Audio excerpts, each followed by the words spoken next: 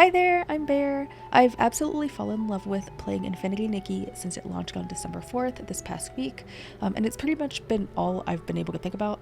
I've spent my fair share of time these past few days thoroughly exploring the map and looking for clothing items that don't require you to pull through the gacha system to obtain.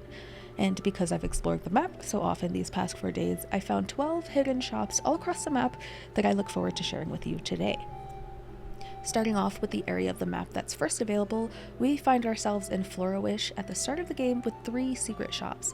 I would also like to point out that certain secret shops are only available during the day or night, so the time of day you see on screen is pretty much the only time you'll be able to find these shops unless stated otherwise.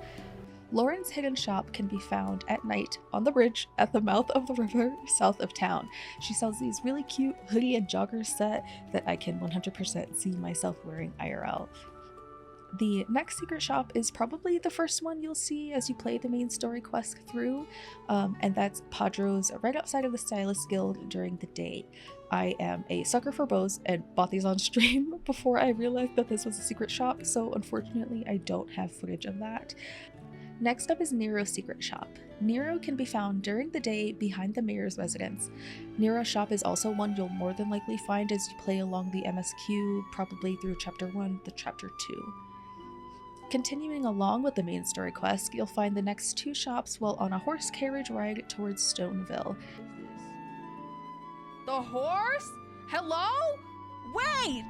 Sandra and Celine can be found along the way to the town, and again, I bought out the entire stock on stream at twitch.tv/finalbear because I had no idea they were secret shops, and I thought the items they sold were too cute to come back to later.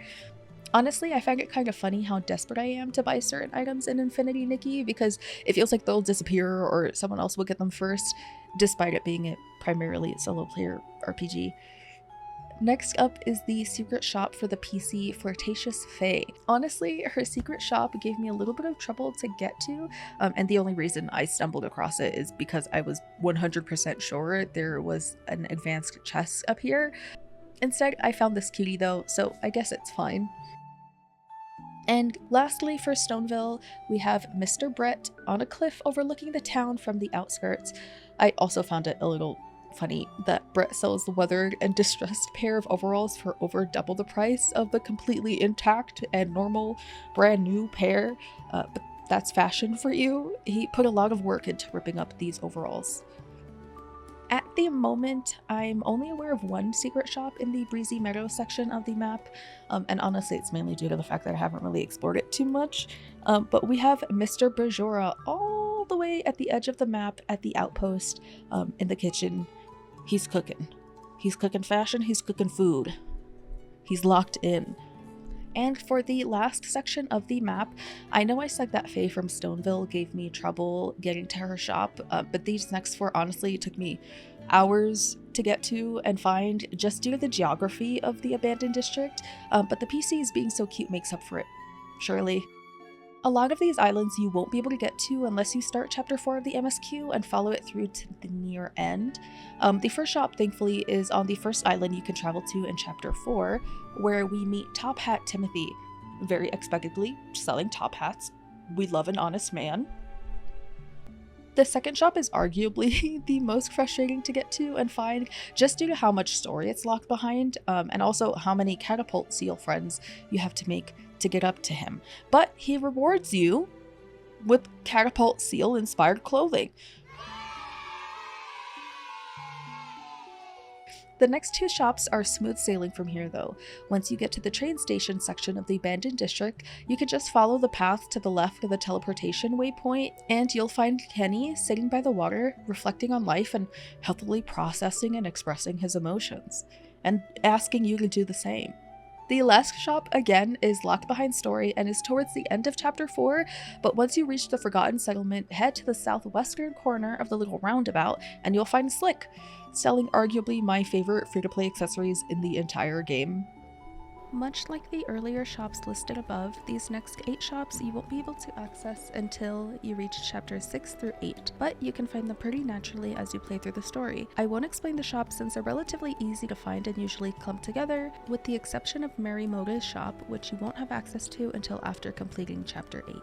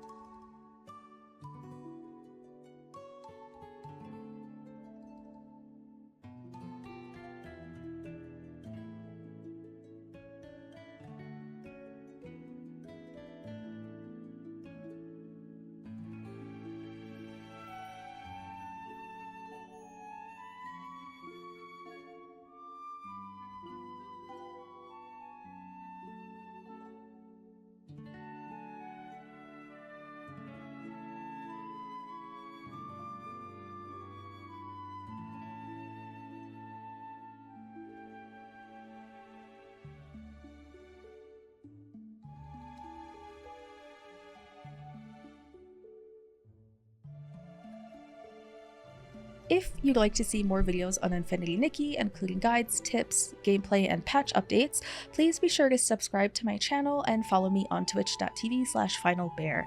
I'm trying to stream almost every day of December and definitely plan to cover Nikki more and more in the future, as well as other infold games like Love and Deep Space.